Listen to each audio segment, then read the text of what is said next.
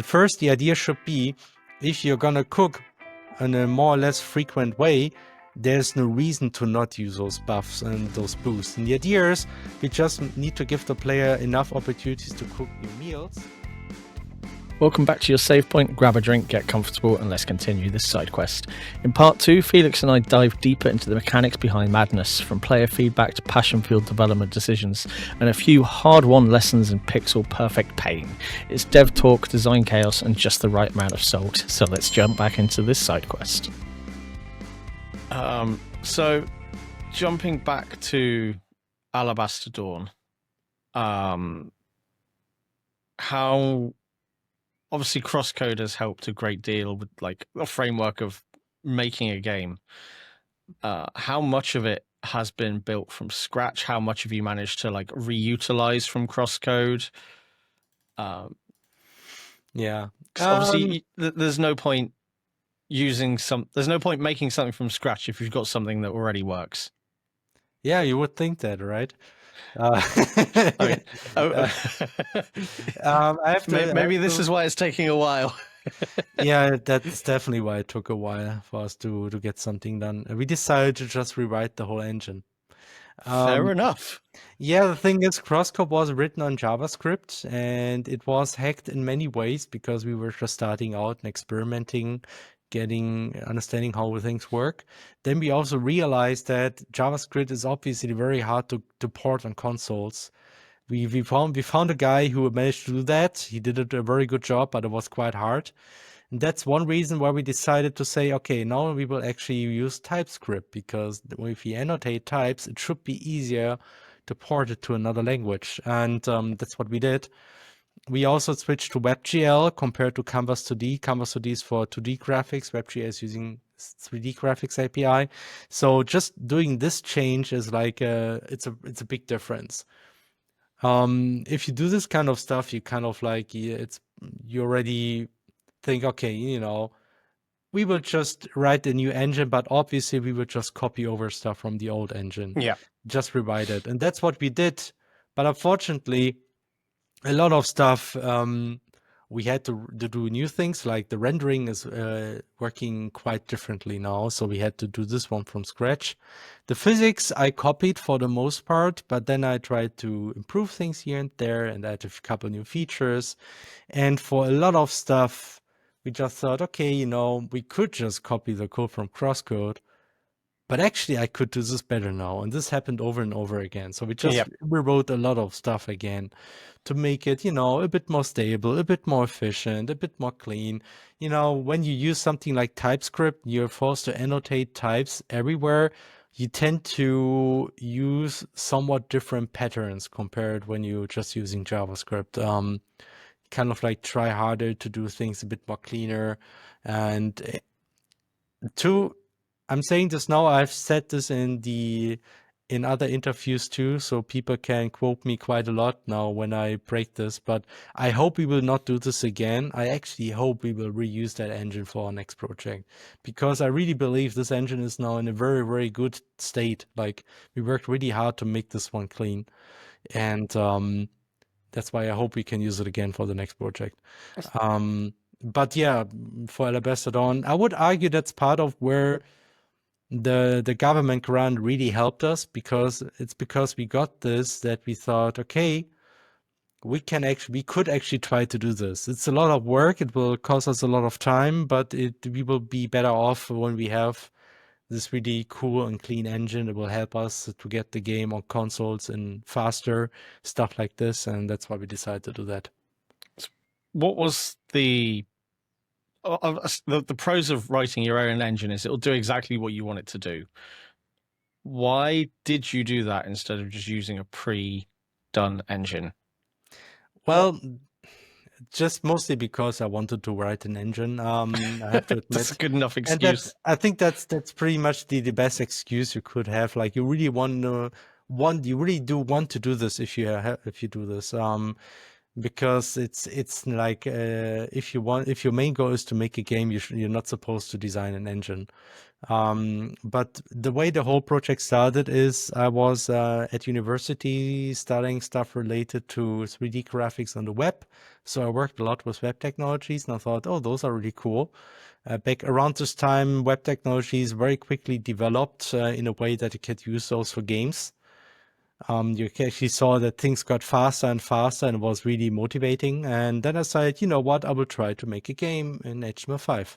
And that's how CrossCode started. And back then, there were not too many engines that really did HTML5 great. So there was Impact.js, which is what our engine is based on ultimately. And it's a very nice, compact engine that is easy to learn and fully understand. And that's what I did. And I just started modifying it in a lot of ways, and that ultimately in the end this became the engine that CrossCode is based on. And yeah, things just worked out. I mean, in the end, we just used this engine.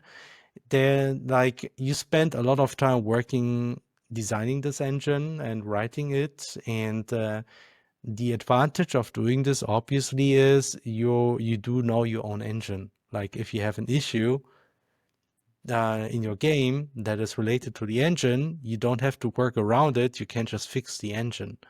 Um, and it's very often that you end up having a cleaner code base that you don't have to wrestle with the engine in a way. Obviously, like big professional engines, especially Unreal, I would argue are probably also very good to work with. But you do need to understand the engine, need to learn it, and if you write your own engine, you already do know your engine perfectly Yep. fine, right? So it's like a lot of here things and solutions will come very naturally. Um, that is quite nice, but again, like the only point of writing your own engine is if you really want to do it, and I'm not going to go ahead and recommend doing this to people. I mostly just did this because I really like to do this. And to be frank, like we have some other people in our team who also really like to just work with this kind of technology, and that's why we still do it. Like most of us are not really interested in switching engines. Fair enough. So just pulling up the press sheet you've got here for Alabaster Dawn. Hmm. Just going through a couple of the features. The settlements that are going to be built from rubbles into bustling towns. Hmm. Is that sort of it will happen in like predetermined stages, or is it you can build this part of the settlement first, then this part? Like, does the player have any influence on how the town is built from 0 to full? It is actually for the most part predetermined, I have to admit. So There's nothing wrong with that. yeah, the thing is, the big inspiration for this is actually the Super Nintendo game called Terranigma. If you know, I'm not sure if you know this one. It was unfortunately never released in the United States. It was only released in Europe and obviously Japan and all those places. But it's kind of like an action RPG where you kind of revive the world. You revive nature and then the animals and the birds and then humans, and then you see how towns start appearing again. Then you're helping out the people here and there, and you can see how the towns just develop. And you're not actively, for the most part, you're not actively deciding on how things are developed. It just happens. But it's just a very nice thing to see the world change as you play the game. And it has like a very unique atmosphere, in my opinion, that you don't see a lot, especially in action RPGs. And that's why Yeah. we thought, hey, let's try to do something like that again. And that's, yeah, so essentially you just see ruins that are rebuilt to proper towns, and those towns will get bigger over time. They will get new fancy features. There will be new inventions that you will see appearing here and there. At least that's the plan. So we already made some big steps there. We actually, that's part of what made this a little bit technology challenging, because you do want to design your world in a way that you can change it over time without having to replicate maps, because you want to avoid redundancy. That's very often troublesome if you do that. And we built a lot of systems to do that, so we can actually just toggle on how the map changes over time. Um, and yeah, so that's I would argue that's probably like the biggest new thing about Alabaster Dawn, honestly, that you have a changing world. Yeah, and the other thing that one of the other things that caught my attention is that it says a unique cooking system that combines healing and buff consumables with a leveling system designed to avoid item hoarding. My mind has instantly, and please feel free to correct me if I've got the wrong idea here, has gone to like buff items in MMOs that scale up with like more and more patches. So like the cooking in Final Fantasy 14, you get new items every patch that you will then use, and the old ones will become redundant, as it were, because they don't provide the right level buffs. I'm not sure how it works exactly in MMOs. Is it like you get a couple of buff items and then at some point you just get new ones and the old ones aren't just not worth it? Yeah, pretty much. Yeah, I mean it might be a little bit like this. Honestly, I don't know at what frequency this happens in MMOs, but in our case, you have to think about going to a bonfire frequency. Like whenever you go to a place where you can recover your health, you can decide to cook a meal. Whenever you cook a meal, you get a bunch of healing shots, so to say. We can't really call them items because it's more like the power you use as you go around from the meal you had, you know. Like you can heal yourself so many times, and then you got a couple of buffs. You get like a 3 strength buff and 2 HP increase buff, for instance, where you get more max HP or something like that. Nice. And then you go around and you can use those.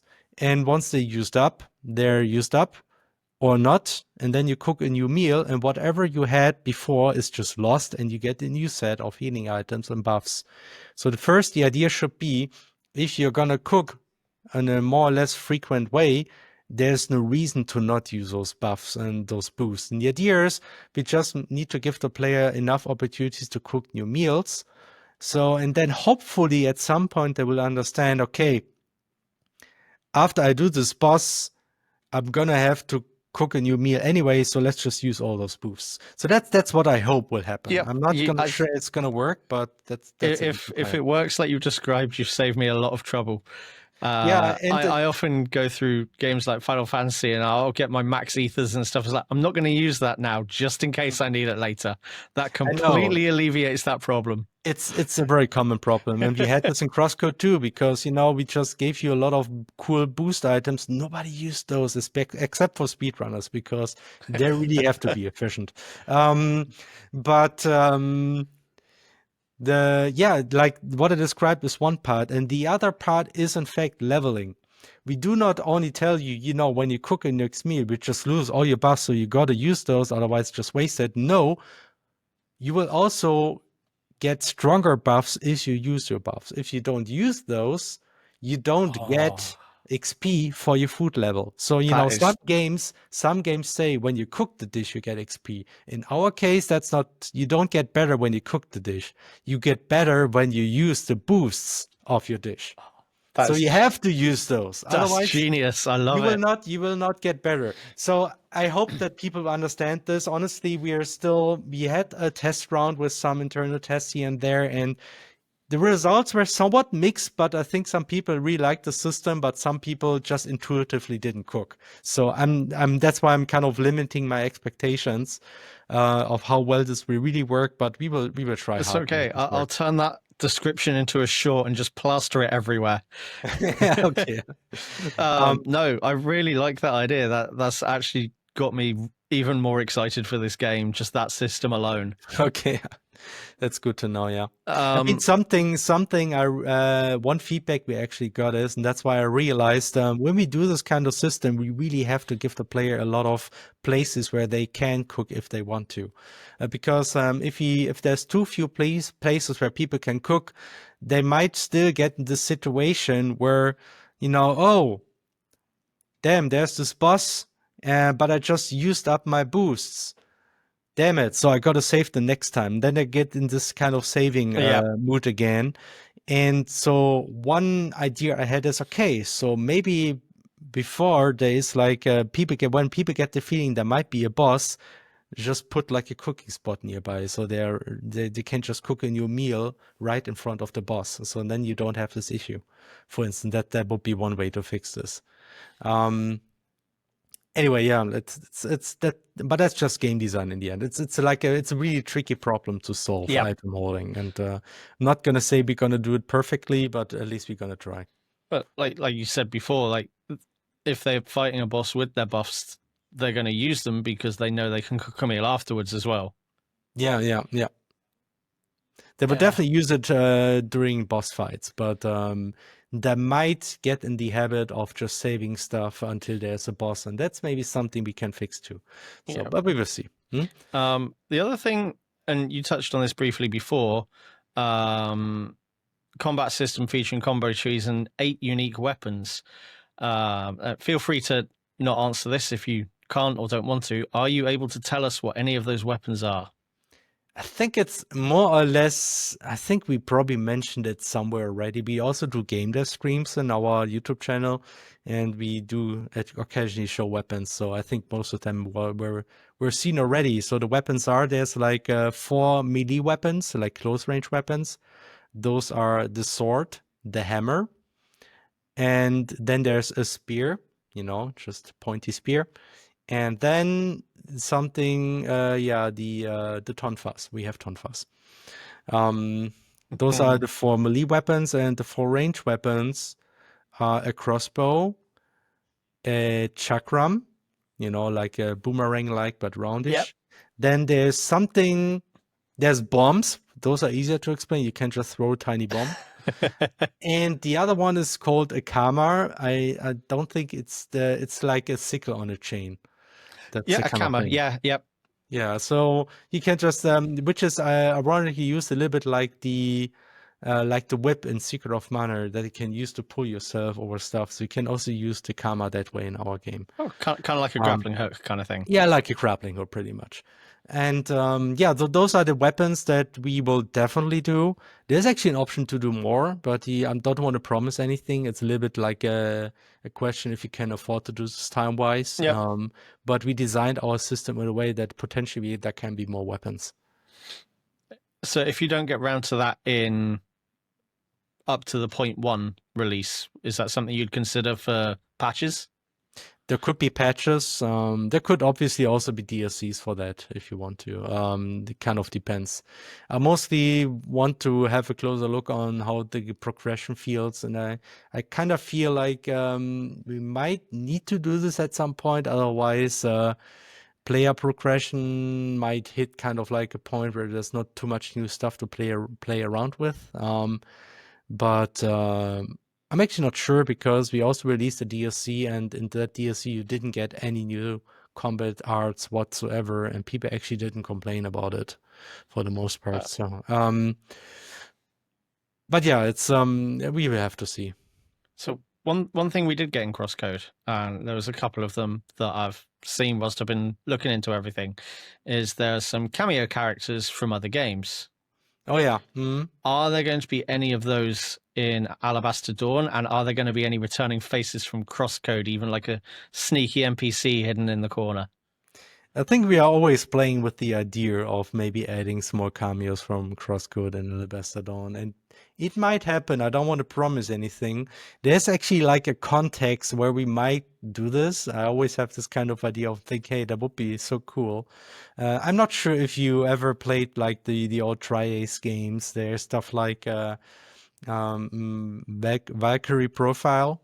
That's a PlayStation game, and there was like an optional dungeon in that game towards the end where just playing, fighting some characters from the old Star Ocean games and stuff like this. Nice. And I always thought like, yeah, that's something like that would be cool, but I don't want to confirm anything at this point. It's again also like a question if you have the time to do that. That's definitely something we could do in patches though, or like in some updates later along the line. If you weren't restricted by like IPs or anything like that, and just forget the fact whether it would work in the game or not, which characters would be your personal favorites from other games to have as an NPC in your game? I have So to be frank. The thing is, in CrossCode, it was a lot easier to just integrate any cameos from anywhere because yeah, the setting kind of was like, yeah, it's an MMO. You know, a lot yeah, of random but stuff just happens. pretend the setting doesn't matter at all. Like who would be your, like, let's say top 3 picks. Who are your favorite characters that you'd like to put as an NPC in one of your games? I mean, honestly, it's a little bit tricky for me to answer that. I probably fall back to the usual suspects. I don't know. I just mentioned Verka Profile. That definitely was like a cool game that I enjoyed. Um, I would probably fall back to some Square Enix characters from here and there. But honestly, I'm just one developer, and there's a whole lot of other developers on the team who probably had some characters they would like. Um, yeah, but honestly, it's a little bit strange, but Yeah. I think I'm actually not that big into just mixing in other IPs. Oh, yeah. I just for instance, sometimes it's kind of like this kind of mindset I have. Sometimes I see people developing really, really impressive stuff, but it's based on an IP they don't have.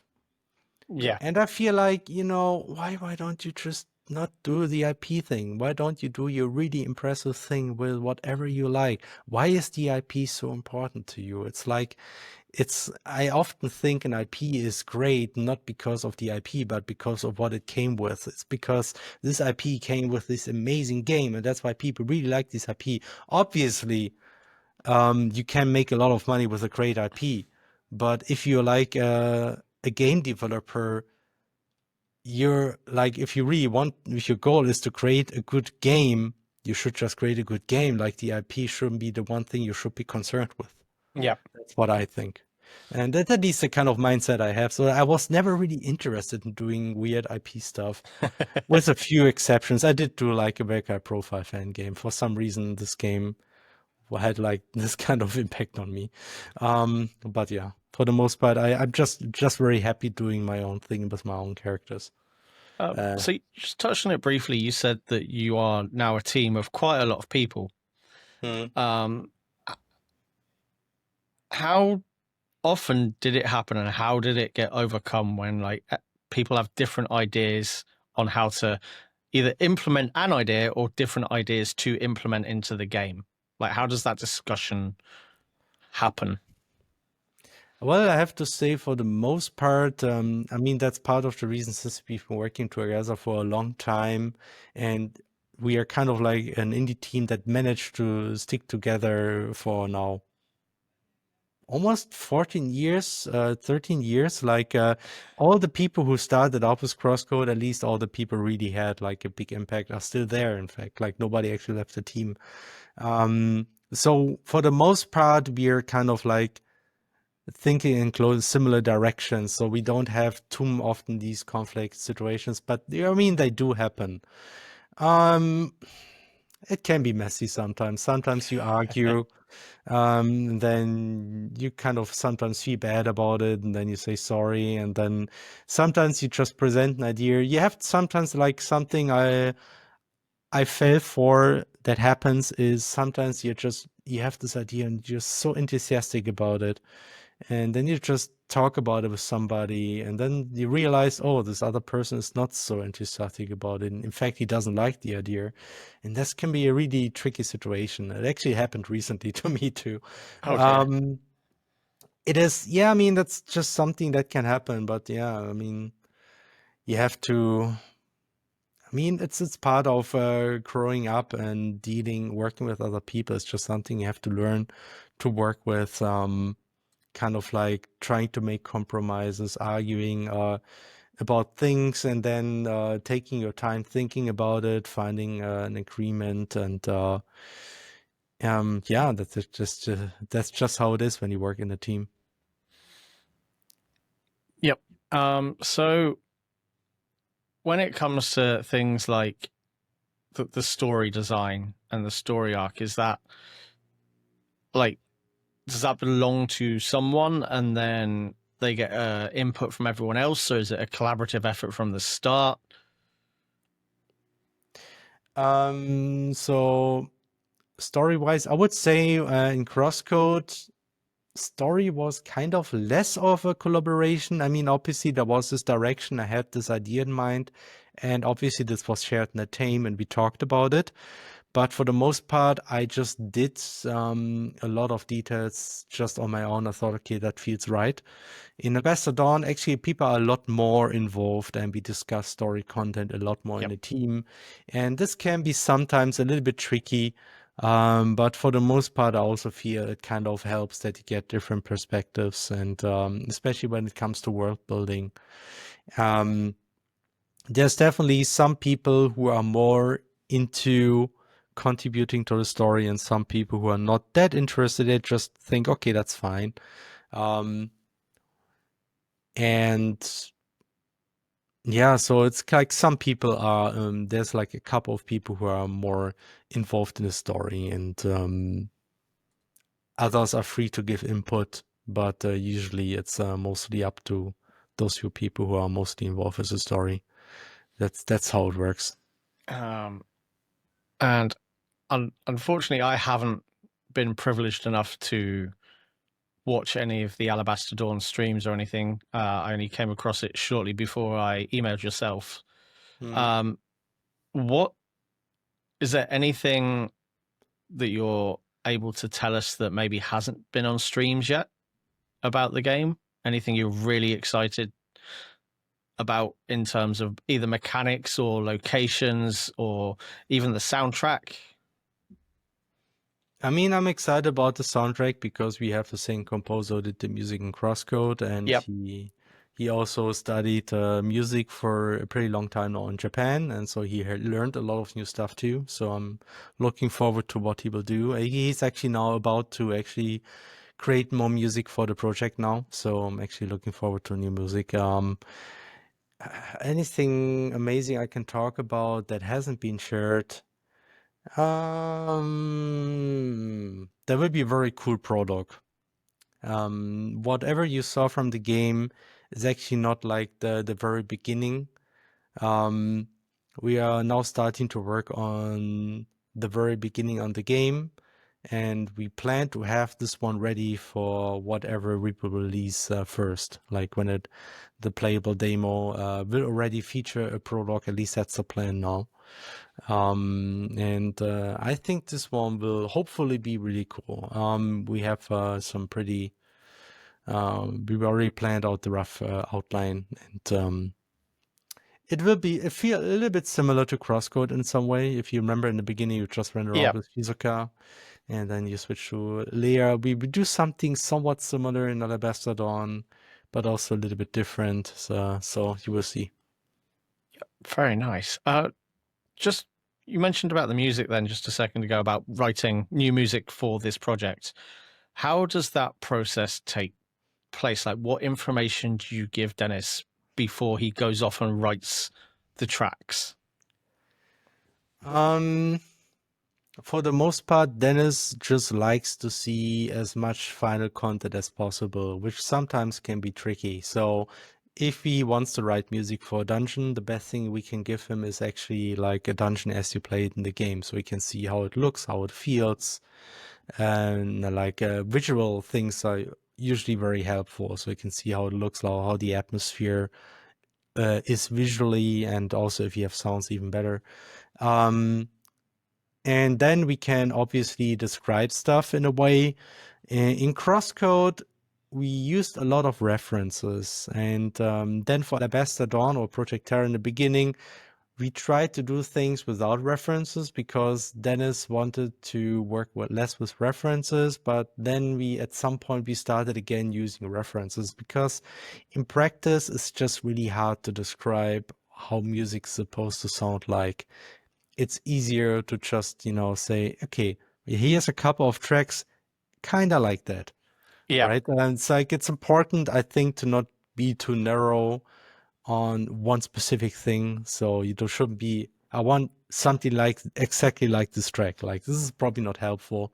You want to give him like a range of directions that could work. And I tend to be very flexible. Like I don't really tell Dennis It has to be exactly like this. I want to give him a lot of freedom because I think it's just the way he prefers to work. And I'm also the opinion that a lot of music can work. It doesn't have to be one specific thing. Like there's like, we are surprisingly flexible to make music kind of work in the situation. You can always find like a connection how it matches, I feel. What about where it's not part of the game itself? Like, for example, the main theme, because that's not really tied to anything directly. How does that work? It's funny because that's something we wanted to work on now for Alabaster Dawn. And Dennis actually asked us about some big themes about what the game is about, and I actually need to still write him that. So there you can bit less work with actual content. You actually have to give him like what is the game, what's the theme, what it's about, and then he just needs to work on something in that area. You can also try to use some references because there's also the themes for other games. But yeah, that's probably what we will do. And with you've obviously progressed from Project Terror to Alabaster Dawn. Are you able to tell us how you came up with the name for the game without giving anything away that shouldn't be given away? It took us a very long time to really decide on a name. Names are actually the worst thing. Like Project Terra was there for a long time, and it was Project Terra because it's inspired by Terranigma, so that was not very creative. And then for a long time, we tried to find a name that includes Terra, but we kind of realized that's actually it's such a common name in game titles, and it's kind of, you know, it was really hard to find a good name with Terra, so we gave up. And then we said, okay, let's do something else. Then we tried whatever, like a whole bunch of suggestions, and we did a lot of voting. And the name Alabaster Dawn was actually there already for, I would say, at least a year, maybe even 2 years. It has been around for a long, long time, but we really waited for this, so we really wanted to make it sink and think about it for a long time. If you say, okay, is that really a good name? But then we decide, okay, it's a good name. And there is like a plot connection, which is, yeah, there's a plot connection. We can definitely do a plot connection. But the reason we use this name is type in Alabaster in Steam and see what shows up. There's nothing. Very nice. There is almost no game out there or gaming content that uses that word. It's so underused. Maybe, I don't know, maybe I have a problem with this word, but I thought it's nice. It's easy to pronounce. It's even though it's kind of long, but it's just a whole bunch of A's, Alabaster. So I thought it's cool. Like in the beginning, my first impression actually was I don't like this, but then the longer I saw it, the more I started to like it. I didn't suggest it. It was actually by Stefan who suggested this name. And then at some time I realized, actually it's a kind of good name. And then I thought, okay, let's just do it. And obviously some people didn't like it. We got some people saying they do love it. It's a name. So you said it's tied to the plot in some way. Did Yeah, that mean you tied it to the plot after the name was developed, or that it came from the plot? It's very easy to make any name stick to the plot. You just need the name, and then you just need to decide, okay, we need to name something in the game after this name, and then there's a connection. So was it that way round? Yeah, it was that way around. I would say CrossCode was actually the same. We just tried out a couple of names, and then realized, okay, that's a cool name. Okay, I was gonna name this like that name, and there's a plot connection. It's way easier this way than the other way around, because again, names are hard. It's at least for us, they're really hard. Like, it's much easier thinking about abstract concepts that kind of make sense, but then you need to name them. And if you find like a name you think, oh, that's a cool name, you always kind of find like a reason why you name it like this. You can always find like a meaning connection. You just need to be a bit flexible. Coming up with a name for this project was really difficult. Like, half the ideas that I had were taken, or they were too similar. It took a lot more effort than I thought it would to find something that seemed unique but still on point. Yeah, it's tricky. It's tricky. Yeah, I Um, mean, hey, like a lot of games go for very short titles, and that was one concern I had. But I thought even though Alabaster Dawn is pretty long, but I think it's not that hard to pronounce. no. You can just say Alabaster, so it's fine. And there's a lot of very long game titles out there too. So, you know, Final Fantasy is actually a pretty long title if you think about Yeah. it.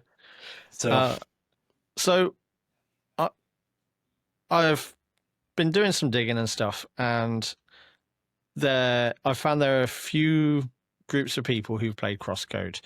There are the people that really, really enjoyed it for the mechanics of the game, the combat mechanics, the puzzle mechanics over the story. And from what I've been reading, a lot of the favor leans heavily in the mechanics and the puzzle aspect of it. The story doesn't seem overly talked about as much as how much everyone enjoyed the puzzles.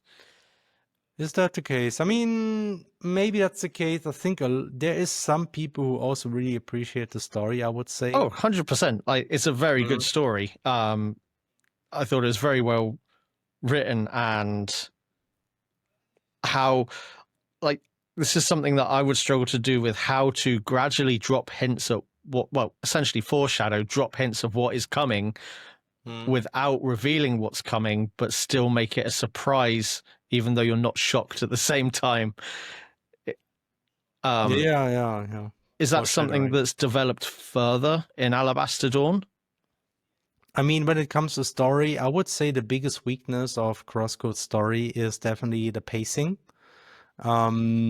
In that, I think there is some really big story moments that I think a lot of people enjoyed.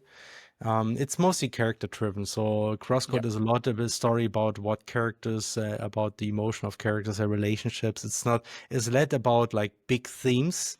To some extent it is a little bit, but it's mostly about the characters, I would say.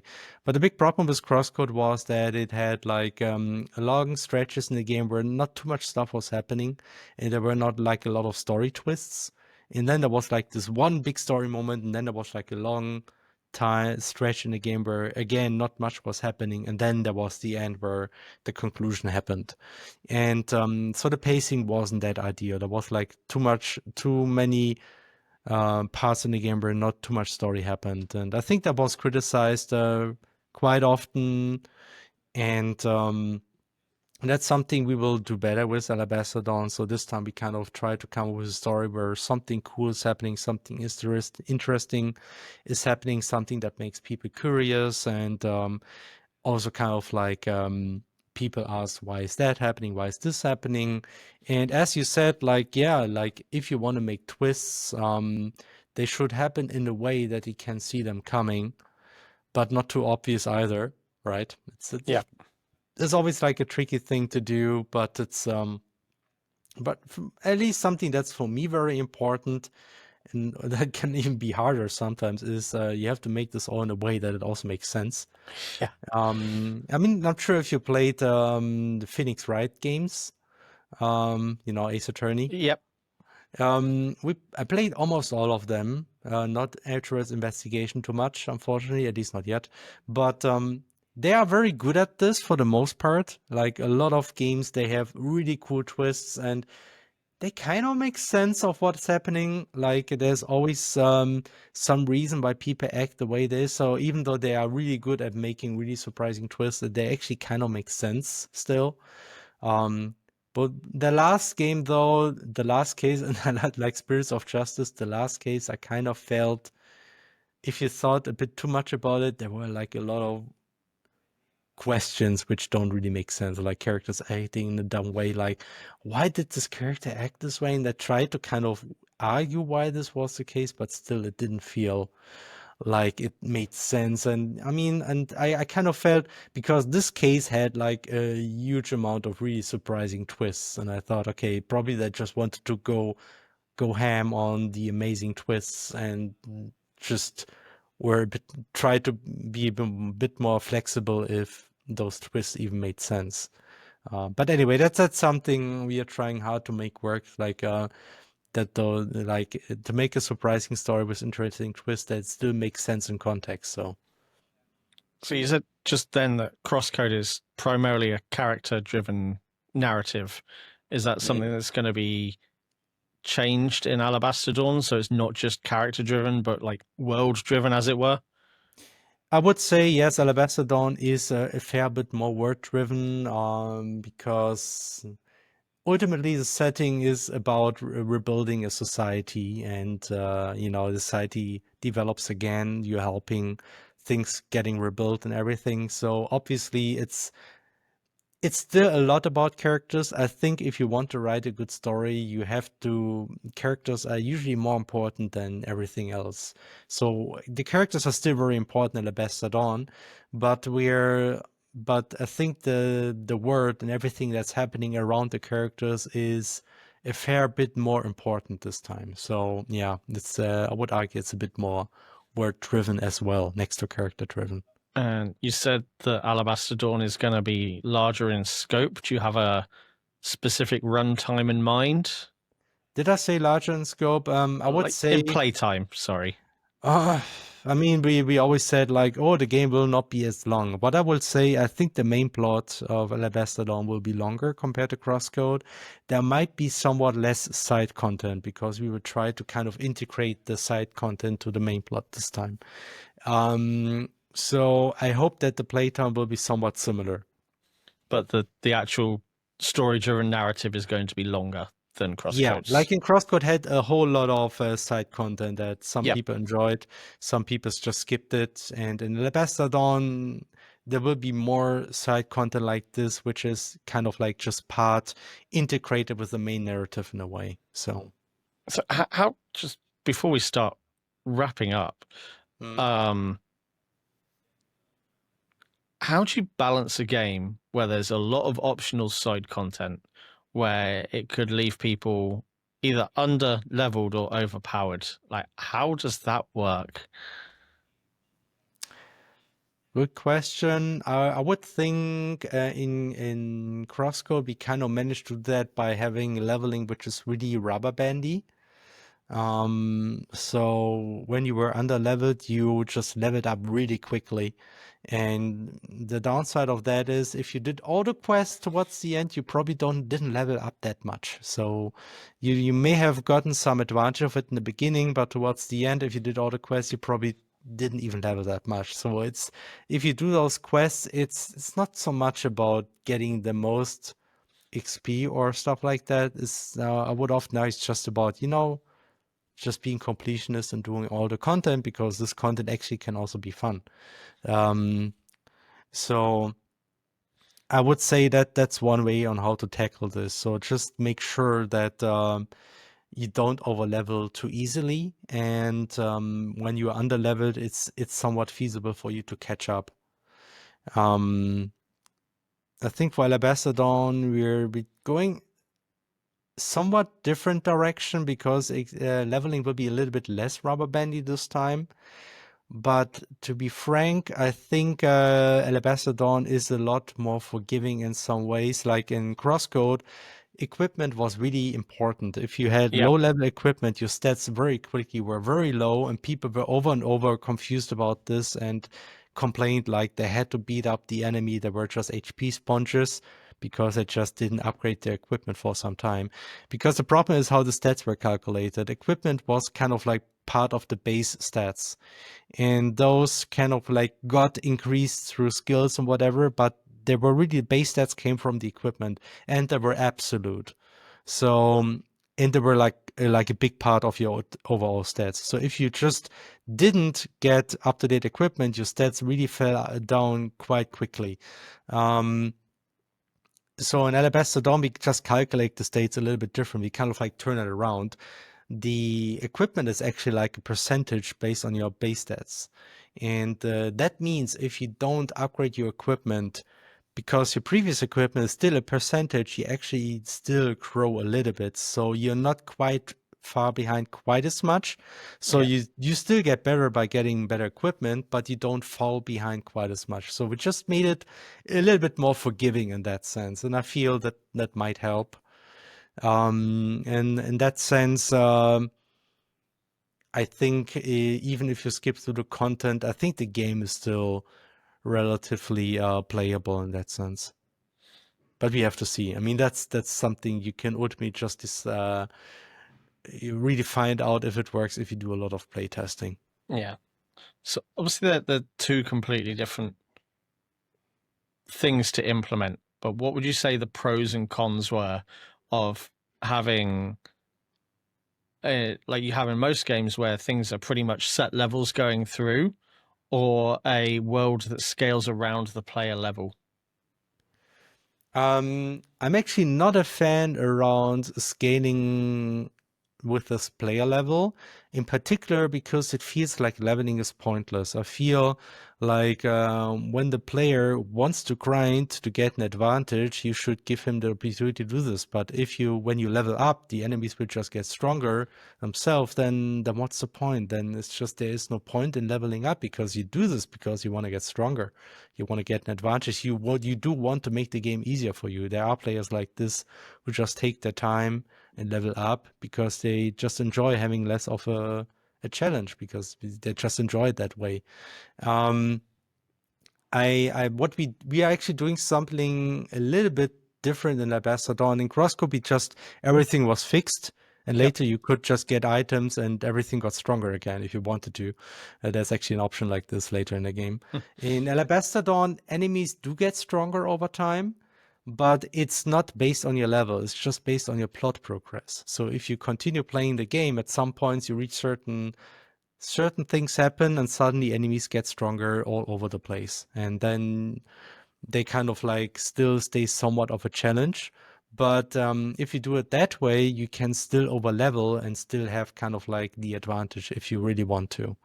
So I personally prefer this kind of design because Yep. again, I think if people really want to um, grind and be over level because they want to have the advantage, then they should be able to do so. Yeah. There's also, it helps with that element of danger. If you go into an area you're not supposed to go into yet, you're going to get absolutely walloped, Yeah, which wouldn't happen if there was scaling. that's true. That's also true. Yeah. Um, so, couple of things just quickly. Mhm. What advice would you give to someone that is about to play CrossCode for the first time? I mean, the usual advice is, as I mentioned before, your equipment is very important. So make sure to update your equipment. It's not as important as leveling. So if you hit enemies and they only give you 1 XP, you don't need to level. It's you're already far enough in your level. Just make sure to get good equipment. You don't have to trade. Just go into the shop and buy the good equipment, the best equipment you can get for money. That's usually enough to make the game easy enough, like manageable. And yeah, the other thing is crosscode puzzle. Crosscode is very puzzle heavy, and the puzzle balancing can be really rough and also really time intensive. So we added the accessibility features for a reason because not everybody wants to have this kind of challenge. So if you don't like this, you can use that if you want to. Just make puzzles slower, stuff like this. And yeah, and when it comes to side content, the first few quests might seem quite generic, but they do get a lot better later in the game, and I would suggest do the side content too. And is there anything you would like to say, add, or talk about with Alabaster Dawn really quick? Yeah, Sales pitch, as it were. oh man, yeah, like the one thing I really like to do. I mean, if you like CrossCode, we hope you will also enjoy Alabaster Dawn because it will in the end feel very similar in many ways. Um, I do hope that people will enjoy the mechanical things we do. There will be again puzzles because we just like doing puzzles. But there will be less about timing though, so there will be a bit less stressful. Um, and we just hope that people will enjoy that. So and yeah, something will be coming this year. So promise on that. Looking forward to it. So just reaching outside of CrossCode and Alabaster Dawn now.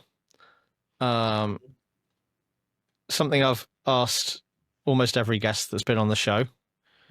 One, what RPG game or MMO are you playing currently, if any? And what RPG or MMO do you feel needs more attention than it gets? Okay, so I'm really behind playing with games, I have to admit. Part is because I just became a father last year, and Congratulations. Thank you. Ever since then, it's really hard to just. I always have like you just use the late hours to spend time with your wife, because otherwise you don't get the opportunity to do that, and I just feel bad playing games by my own. I did play Final Fantasy Rebirth last year, but I didn't finish it. I did play it for quite some time. I was mostly very impressed with it. I thought they actually did quite an incredible job in many ways. And yeah, I actually barely played MMOs. I have to admit that. Even though I did do CrossCode, I barely play MMOs at all. They are very time intensive, though. Yeah, I know. But yeah, some RPGs that I think need more attention. Honestly, everybody is doing Chrono Trigger things now, but there's still nothing new Chrono Trigger related. So I think a few Square Enix probably should do something with this already. I mean, I did mention Valkyrie Profile. I still enjoyed this game a lot. I know there was like a Valkyrie Profile action RPG at some point, which was, from what I understood, kind of disappointing, at least in terms of reviews. I never played it myself, to admit. Yeah, it's kind of like a shame, but I really did enjoy that series back then. Grandia was also kind of amazing. Grandia had a really impressive combat system, and that's kind of like, we kind of sometimes play with the idea. We do a lot of action RPGs, but sometimes we might be interesting to do a turn-based RPG or some semi-turn-based RPG again at some time. And if we ever do that, it might be something going in a Grandia combat system direction, because it had like a cool combat system. Very nice. One final question. If you could take an NPC out on a date, not necessarily a romantic date, but for an activity, who would you take out and what would you do? And it can be an activity in real life or from the world, that game they're from. What NPC would I take on? Or character. It doesn't necessarily have to be an NPC, but a character from a video game. Let me think. Oh man, for some reason I can again only think about my own characters. I don't know. Like those are tricky questions. I can give you some examples if that helps, of past answers. Sure. What are past answers? So my first guest decided he'd take a Lagiacrus from Monster Hunter Surfing. Okay. My second guest was Guillaume, and he decided that he would get a combat specialist character to help him with motion capture for his games. Wow. Okay, that's and one of my favorite answers is from Josepher, who said that he'd take Balthea to the pub because that man has stories. Okay, yeah. Oh man, can I follow up with anything like that?